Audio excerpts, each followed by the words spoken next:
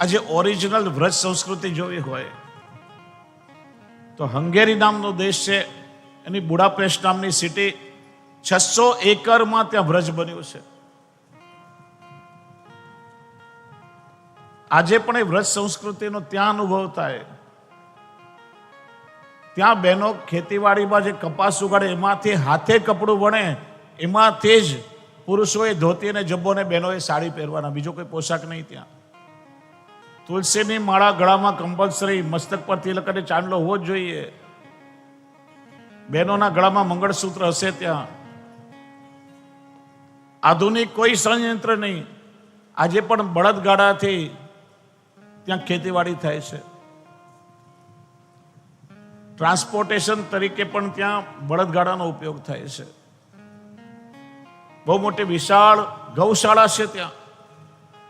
એ ગૌજન્ય પદાર્થોનો દૂધ, દહીં, માખણનું સેવન ત્યાં થાય છે. એમ લાગે કે આપણે આજે વ્રજમાં આવી ગયા છે.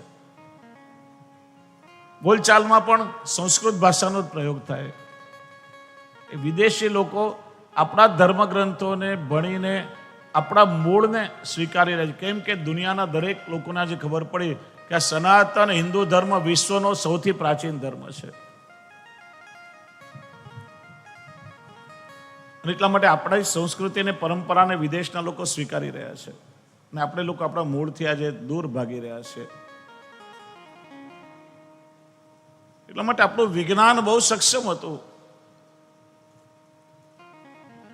ઘણીવાર આપણે લોકો સાંભળીએ કથાઓમાં કે હનુમાનજી આખો દ્રોણગીરી પર્વત ઉપાડીને લાવ્યા હતા, કે પુલસ્ય ઋષિ શાલ્મલી દ્વીપ, એટલે ત્યાંનું દક્ષિણ આફ્રિકા કહી શકાય, ભૌગોલિક નકશા પ્રમાણે ઘણા લોકો ગ્રીનલેન્ડનો વિસ્તાર માને છે, ત્યાંથી ગિરિરાજજીને હથેળીમાં લઈ અને આવ્યા અને પછી ગિરિરાજજી વ્રજમાં બિરાજ્યા. આશ્ચર્ય થાય આ બધું સાંભળીએ ત્યારે. પણ અણીમાં, ગરીમાં, લગીમાં, પ્રાકરમાં બધી શક્તિને સિદ્ધિઓ આપણા ગ્રંથોમાં બતાવી છે. કદ વધારી દેવું, કદ ઘટાડી દેવું, તમે ઘણીવાર ધાર્મિક સિરિયલોમાં જોયું હશે. બલિરાજાનો ઉદ્ધાર કરવા ભગવાન વામન થઈ ગયા તો અર્જુનને વિરાટ સ્વરૂપના દર્શન કરાવ્યા. વજન વધારવું, ઘટાડવું, આ બધી સિદ્ધિઓ છે આપણા ગ્રંથોમાં. એક નાનકડું ઉદાહરણ આપું. અમેરિકાના બોસ્ટનમાં MIT યુનિવર્સિટીમાં મારા મિત્ર છે ડૉક્ટર પવન સિન્હા, ત્યાં સાયન્ટિસ્ટ છે, લેક્ચર આપી રહ્યા હતા. અને લેક્ચર આપતા આપતા મનમાં કંઈક એવું સંકલ્પ થયો, ઝબકી લાગીને એવી પ્રેરણા થઈ કે ચોખાના દાણા પર આખી ભગવદ્ ગીતા લખવી છે. પ્રયોગો શરૂ કર્યા. 27 અક્ષર સુધી લખવામાં સફળતા મળી. ચોખાના દાણાની ઘનતા ઓછી હોય, તૂટી જાય, પણ વિચાર્યું કે પ્રભુએ મને પ્રેરણા કરી છે તો સફળતા મળશે જ. 5 વર્ષ સુધી જુદા જુદા મેટલ અને કેમિકલ દ્વારા એમણે બધા પ્રયોગો કર્યા. પછી સફળતા મળી. $8 મિલિયન ખર્ચે એમણે ટેકનોલોજી ડેવલપ કરી. આ વીંટી તમે જોઈ રહ્યા છો, 1 સેન્ટીમીટર ક્રિસ્ટલ પર સોનાના પાણીથી રાઇટિંગમાં આખી ભગવદ્ ગીતા લખેલી છે. અને મુંબઈમાં મારા તેનું લોન્ચિંગ હતું ત્યારે એમને ગિફ્ટ આપ્યું હતું. આપણે ઇલેક્ટ્રો માઇક્રોસ્કોપ જે ડૉક્ટરો સૂક્ષ્મ દર્શકમાં જો એના નીચે રાખીને જોઈએ તો એક એક અક્ષર તમે વાંચી છે. આ કોઈ કમ્પ્યુટર ચિપ્સ નથી, રાઇટિંગમાં આખી ભગવદ્ ગીતા 1 સેન્ટીમીટરમાં છે. એમના માટે એમને લિમ્કા બુક ઓફ વર્લ્ડ રેકોર્ડમાં સ્થાન મળ્યું. ત્યાર પછી 1/2 સેન્ટીમીટરમાં એમને બાઇબલ લખ્યું, એના માટે એમને ગિનેસ બુકમાં સ્થાન મળ્યું. તો આપણું વિજ્ઞાન એટલું સક્ષમ, કોઈ પણ વસ્તુ અસંભવ નથી. એટલે શસ્ત્રક્રિયાઓ, આ તે દરેક વસ્તુ એ સમયમાં પહેલા બહુ સારી રીતે થતી હતી. શિવજીએ ગણપતિજીના મસ્તકના જગ્યા પર હાથીનું મસ્તક બેસાડીને સજીવન કર્યા. બધું જ પેલા શક્ય હતું. તો સંક્ષિપ્તમાં આપણે દર્શન કર્યું. આગળ ધ્રુવજીના ચરિત્રનું દર્શન કરીએ. મનુ મહારાજને 2 પુત્ર, પ્રિયવ્રત અને ઉત્તાનપાદ. ઉત્તાનપાદને 2 રાણી હતી, સુનીતિ અને સુરુચિ. આ ઉત્તાનપાદની કથા આપણા બધા જીવની કથા છે. મનુષ્ય જ્યારે માતાના ઉદરમાં હોય, ઉત્તાન પાદ એટલે માથું નીચે ને પગ ઉપર, ગર્ભમાં માથું નીચે ને પગ ઉપર હોય. દરેક મનુષ્યને બે પત્ની હોય છે, સુરુચિ અને સુનીતિ. સુરુચિ એટલે આત્માનો અવાજ અને સુરુચિ એટલે મનનો પુકાર. સુનીતિ અપ્રિય હતી પણ સુરુચિ પ્રિય હતી.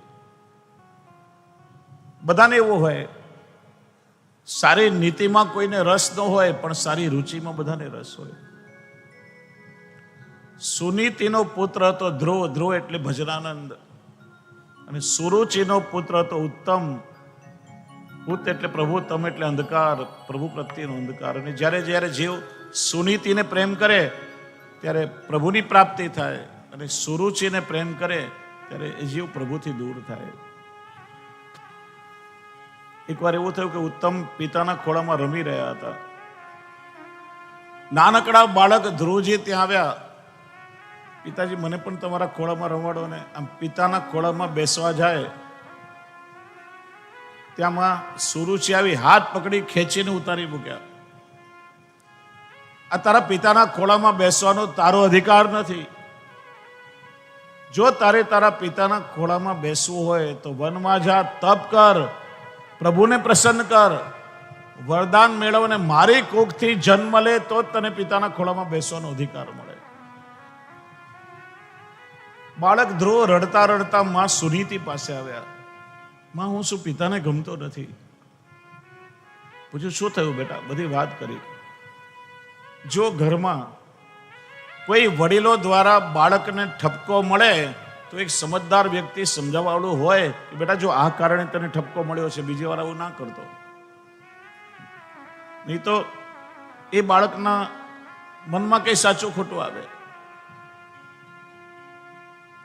આજકાલ શું શીખડાવે? સ્કૂલમાં પેલો બાળક મારામારી કરીને આવ્યો હોય ને, કોઈની સાથે બાંધીને આવ્યો હોય, દરરોજ માર ખાઈને આવે છે, કોઈ દિવસ મારીને તો આવો તો ખબર પડે કે મારો દીકરો છે. આવું ના શીખવાય બાળકોને કોઈ દિવસ. માં સુનીતિ કહે છે, બેટા સુરુચિ ભલે તારી સાવકીમાં છે પણ એ તો તને ગુરુના રૂપમાં મળી છે. કદાચ ભગવાન પાસે જવાની વાત હું તને ના કહેત, પણ માતા સુરુચિએ તને પ્રભુ પાસે મોકલવાની વાત કરી છે. ભાગ્યશાળી છે કે તને આવી માં મળી છે. બેટા તો વનમાં જા, પ્રભુને પ્રસન્ન કર.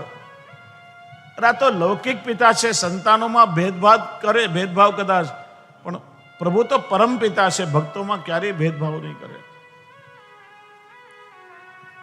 અને માં બાળકને શીખડાવે છે, બેટા ક્યારેક મનમાં કોઈના માટે ખરાબ વિચાર કરવો નહીં, વાણીથી કોઈની નિંદા કરવી નહીં, અને ક્રિયાથી ક્યારેક કોઈનું ખરાબ કરવું નહીં.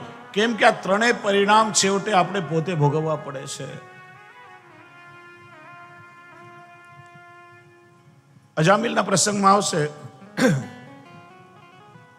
કે છેલ્લા સમયમાં 3 ભયંકર યમદૂતોને જોયા. દરેક જીવને 3 યમદૂતો લેવા આવે છે, કારણ કે 3 પ્રકારે માણસ કર્મ કરે છે: મનથી, વાણીથી અને ક્રિયાથી. તમે મનથી કોઈના માટે કંઈ ખરાબ વિચાર કરતા હોય તો એ કર્મનું ફળ ભોગવવું પડે. આજે પાગલપન હોય, ડિપ્રેશન હોય, માનસિક તણાવ હોય, આખો દિવસ ચિંતા ને ટેન્શન હોય, આ કર્મના ફળ છે. વાણીથી કોઈની નિંદા કરો, એના કર્મો કપાઈને તમારા પર આવે છે. આમ તો કહ્યું ને કે કર્મોને ધોવાનું કોઈ ડિટર્જન્ટ આ જગતમાં નથી. પાપનું ફળ પણ ભોગવવું પડે ને પુણ્યનું ફળ પણ ભોગવવું પડે છે. પણ 2 જ વસ્તુ છે જે કર્મને કાપી શકે. એક છે પ્રભુની કૃપા. પ્રભુની કૃપા થાય પછી કોઈ કર્મના બંધન નડતા નથી. અને બીજું, સંત સાહિત્યમાં કહેવાયું, નિંદક ધોબી સમાન, સાધુ નિંદક ધોબી સમાન.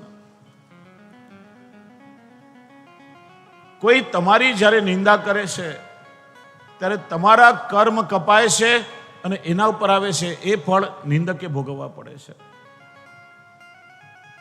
એટલે શ્રી હરિરાયજી શિક્ષાપત્રમાં સમજાવે છે કે યદિ સમાજમાં આપણી કોઈ નિંદા કરે તો એના પ્રત્યે દ્વેષ ના કરો, પ્રભુની કૃપા માનો કે આમ તો મારા કર્મો કેટલા કઠોર છે, જે ધોવાનું કોઈ સાધન નથી, પણ ઠાકોરજીએ મને મફતમાં ધોબીની વ્યવસ્થા કરી આપી છે, જે મારા કર્મોને ધોઈ રહ્યો છે. જે નિંદા કરનાર છે એના કર્મો ધોએ છે અને પોતાના પર આવે છે. એટલે ક્યારેય કોઈની નિંદા કરવી નહીં. માતા ધ્રુવને શીખડાવે છે કે બેટા 3 વસ્તુથી સાવધાન રહેજે. માના આશીર્વાદ લઈ નાનકડા ધ્રુવજી વનમાં ગયા. રસ્તામાં પ્રહલાદજી મળ્યા. પ્રહલાદજીએ વિચાર્યું કે આ બાળક આવેશમાં આવી જઈને સમજાવ્યા વિચાર્યા વગર તો ઘરમાંથી નથી નીકળી પડ્યો ને. એની પરીક્ષા કરી, ડરાવા લાગ્યા. અરે તું કેટલો નાનો બાળક છે, જંગલમાં તો ઘોર અંધારું હશે, વાઘ વરુ જેવા હિંસક પશુઓ તને ફાડી ખાશે, એકલો ત્યાં કઈ રીતે રહીશ, શું જમીશ, તને પાણી કોણ પીવડાવશે? કે છે ને, કદમ અસ્થિર હોય જેના એને રસ્તો નથી જડતો, અને અડગ મનના માનવીને હિમાલય નથી નડતો. પ્રહલાદજી મન મક્કમ કરીને નીકળ્યા છે. નારદજીને કહ્યું, મહારાજ જે થવું હોય તે થાય, પણ મારે તો પ્રભુને પામવા જ છે. જ્યાં બાળકની દ્રઢતા જોઈ, નારદજીએ દ્વાદશાક્ષર મંત્રનો ઉપદેશ આપ્યો અને કહ્યું, યમુનાજીના કિનારે વ્રજમાં બધુવન નામનું ઉત્તમ ક્ષેત્ર છે, જ્યાં ભગવાન શ્રી હરિનો સદા વાસ છે. ત્યાં જઈને આરાધન કર, તારા પર ચોક્કસ પ્રભુની કૃપા થશે. બાળક ધ્રુવજી ત્યાં તપ કરવા લાગ્યા અને થોડા સમયમાં ઠાકોરજી પ્રસન્ન થઈ ગયા છે. જ્યાં હજારો વર્ષો દેવો ઋષિઓ તપશ્ચર્યા કરીને પ્રભુના દર્શન દુર્લભ છે, ત્યાં થોડા સમયમાં ઠાકોરજી પ્રસન્ન થઈ ગયા. એનું કારણ શ્રી મહાપ્રભુજી સમજાવે છે.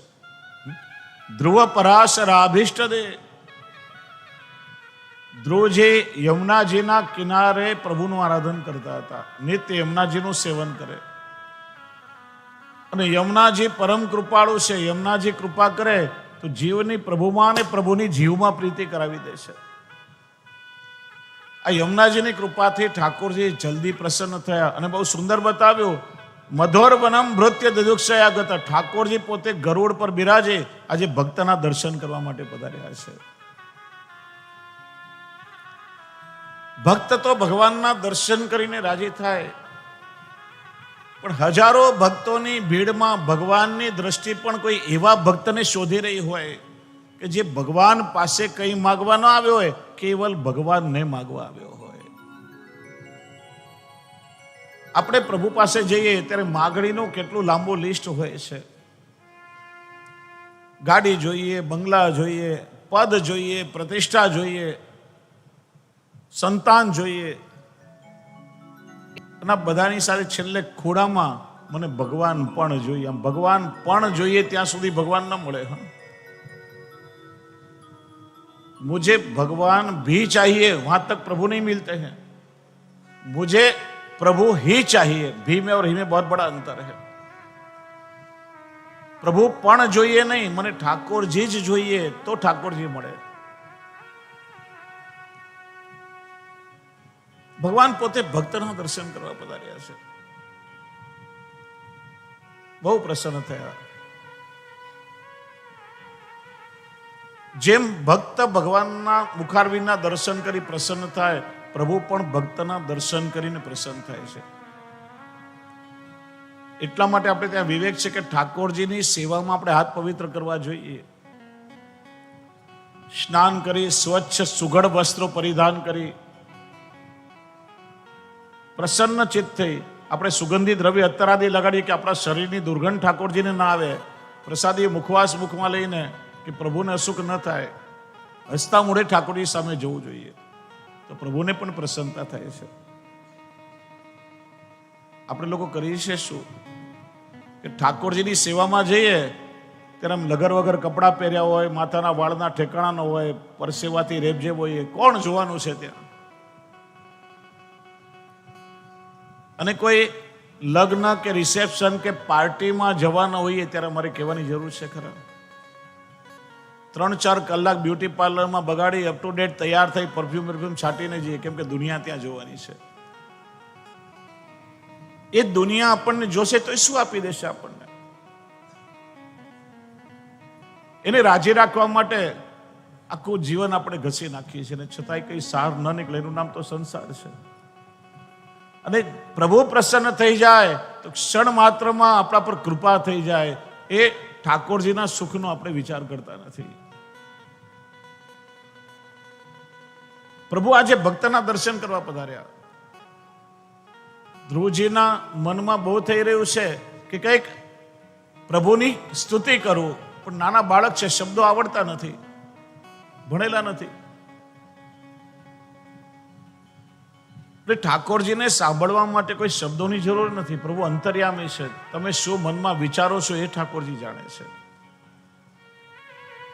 યદિ ભગવાન શબ્દો જ સમજી શકતા હોય તો 7000 ભાષા ભગવાને શીખવી પડે.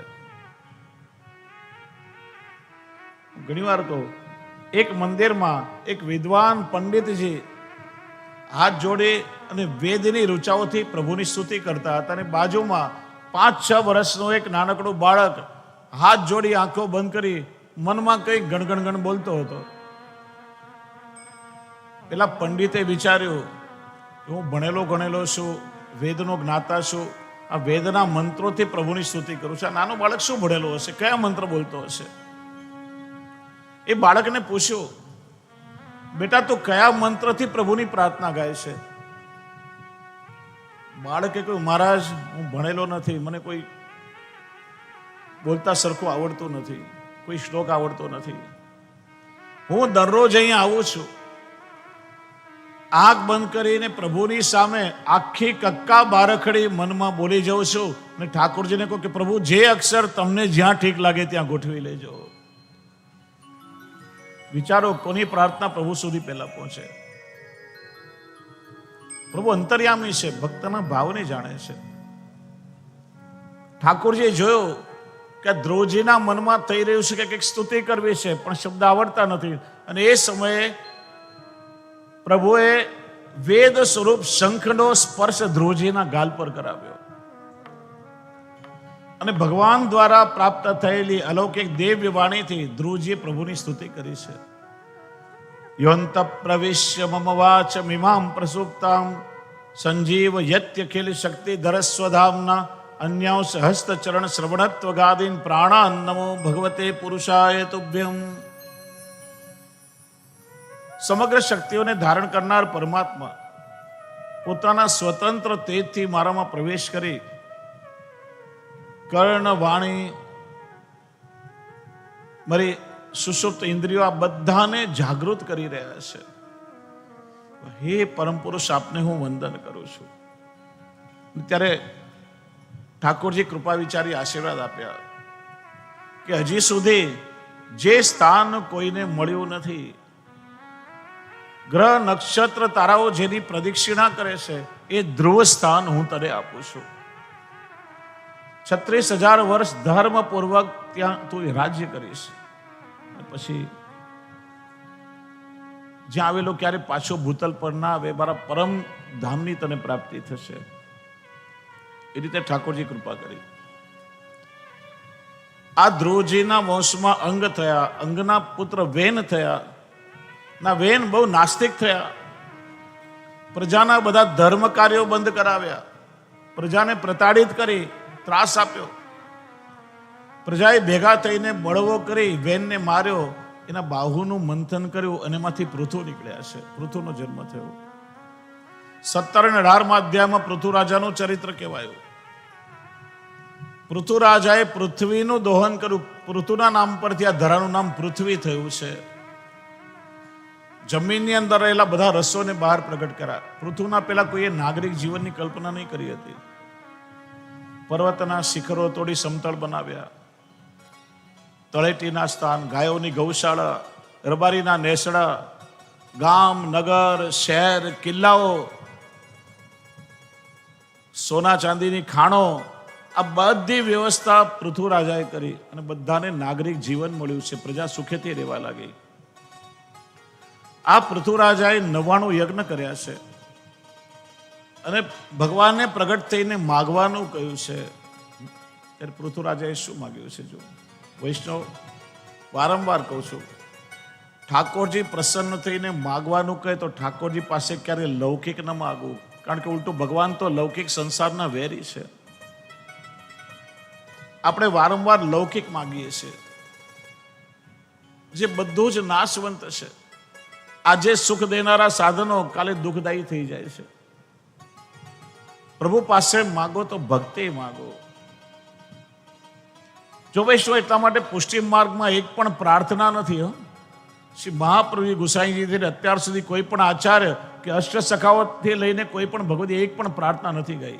પ્રાર્થના કોને કહેવાય? કે જેમાં વારંવાર પ્રભુ પાસે યાચના કરવી પડે. ભગવાન મને બળ દો, બુદ્ધિ આપો, શક્તિ આપો. આપણે કહીને ઓ ઈશ્વર ભજીએ તને, મોટું છે તુજ નામ, ગુણ તારા નિત્ય ગાઈએ અને થાય અમારા કામ.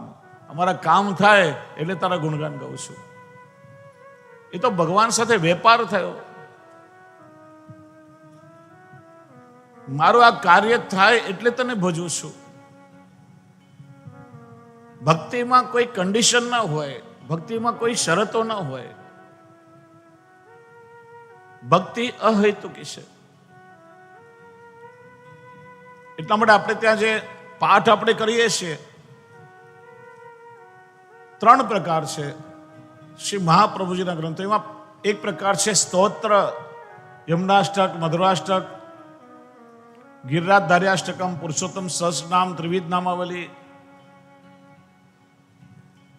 સર્વોત્તમ. આ બધા સ્તોત્ર છે જેમાં ભગવાનના નામ, રૂપ, ગુણ, લીલા દ્વારા પ્રભુની સ્તુતિ કરવામાં આવી હોય, ભગવત સ્વરૂપનું જેમાં વર્ણન હોય. બીજો પ્રકાર છે ઉપદેશાત્મક ગ્રંથો, બાલબોધ, ચતુશ્લોકી, સિદ્ધાંત મુક્તાવલી, નવરત્ન, સિદ્ધાંત રહસ્ય, કૃષ્ણાશ્રય, સેવાફલ. આ બધા ઉપદેશાત્મક ગ્રંથો છે જેમાં પોતાના સેવકોને શ્રી મહાપ્રભુજીએ પુષ્ટિ માર્ગમાં કેમ ચાલુ એ વૈષ્ણવી જીવનનો બોધ આપ્યો છે. આ બધા પાઠ વૈષ્ણવને મોઢે આવડતા હોય એનો કંઈ અર્થ નથી જ્યાં સુધી એના મર્મને તમે ન સમજો. ચતુશ્લોકી બધાને આવડે, સર્વદા સર્વભાવે ન ભજનીય વ્રજાદી, પણ શ્રી મહાપ્રભુજી શું કહેવા માંગે છે, 4 પુરુષાર્થ કયા એ સમજમાં ના આવે તો ખાલી મૌખિક પાઠ કરવાનો કોઈ અર્થ નથી. સ્તોત્રનો પાઠ થાય. આ ઉપદેશાત્મક ગ્રંથોનું અર્થ સહિત ચિંતન કરવું જોઈએ. ત્રીજો પ્રકાર છે વિજ્ઞપ્તિ, જેમાં કોઈ એક અલૌકિક પુરુષાર્થની કામના કરવામાં આવી હોય. ચિત સ્વામીએ માગ્યું, ખોળો પાથરીને કહે છે, અહો બિદના તોપે અચરા પસાર માંગુ, જન્મ જન્મ દીજે યાહી બ્રજ બસો. રસખાનજીએ માગ્યું છે, માનુષ હો તો વહી રસ ખાની, બસો બ્રજ ગોકુલ ગામ કે ગ્વારન. જો પશુ હો તો કહા બસ મેરું ચરુ, નિત્યાનંદ કી ધેनु મંજારણ. पाहन हो तो वही गिरी को जो लियो हरि छत्र पुरंदर कारण, और जो खग हो तो बसेरो करो मिली कालिंदी कुल कदम्ब के डारन.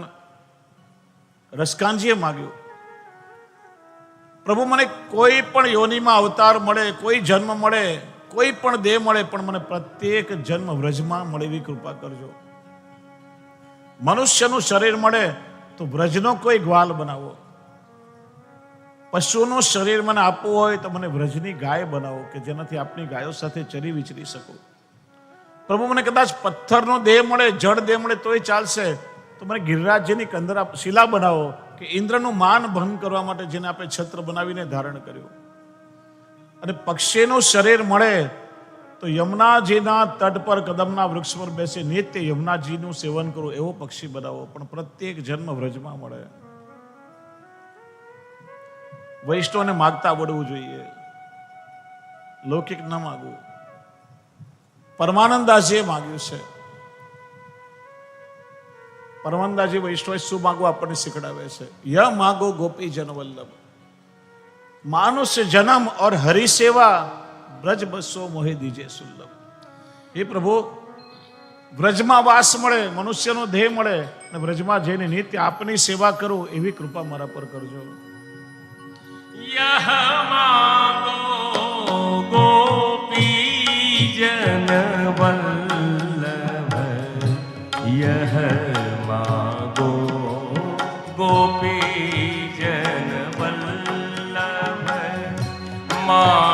जन्म और हरि सेवा ब्रज बस वो दीजे मोहि सुल्लभ यह मागो गोपी जन वल्लभ।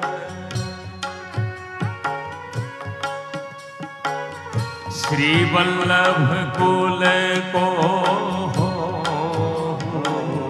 चेरो वैष्णव जन को दास कहा। પરમાનંદાસજી માગે છે નિત્ય વ્રજમાં વાસ કરું, ની સેવા કરું ને યદિ કોઈ મને મારો પરિચય પૂછે કે તમે કોણ છો, તો આમ ખુમારીથી કહી શકો કે હું શ્રી વલ્લભ કુલનો સેવક અને વૈષ્ણવનો દાસાનો દાસ છું. એ મારો પરિચય છે. श्री यमुना जल नित प्रतीना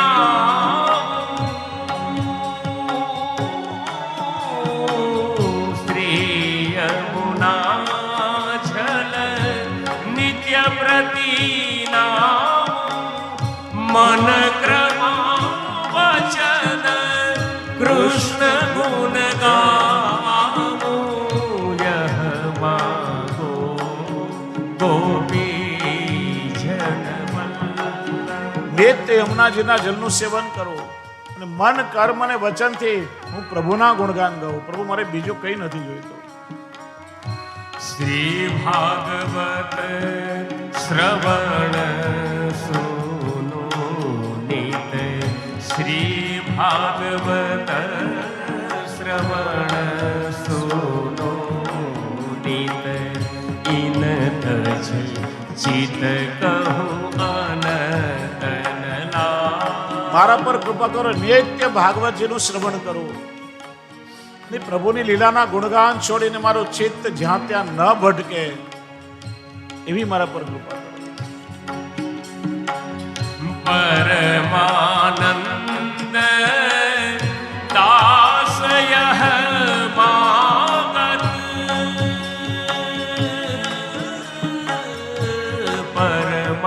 પરમાનંદ દાસ યહ માગત નિત નિરખો કબહુ ના ખાવો યહ માગો ગોપી જન વલ્લભ યહ માગો ગોપી જન વલ્લભ યહ માગો ગોપી જન વલ્લભ।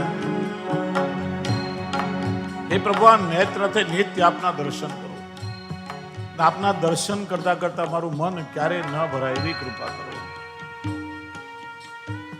પૃથ્વીરાજાને ભગવાને માગવાનું કહ્યું, પ્રસન્ન થયું છું, માગો. ત્યારે શું માગ્યું કે પ્રભુ, આપની કથા સાંભળવા માટે આ 2 કાન બહુ ઓછા પડે છે, મને 10,000 કાનની શક્તિ આપો. મારા રોએ રોએ કે કર્ણ ઉગે અને 10,000 કાનથી હું આપની કથાનું શ્રવણ કરી શકું.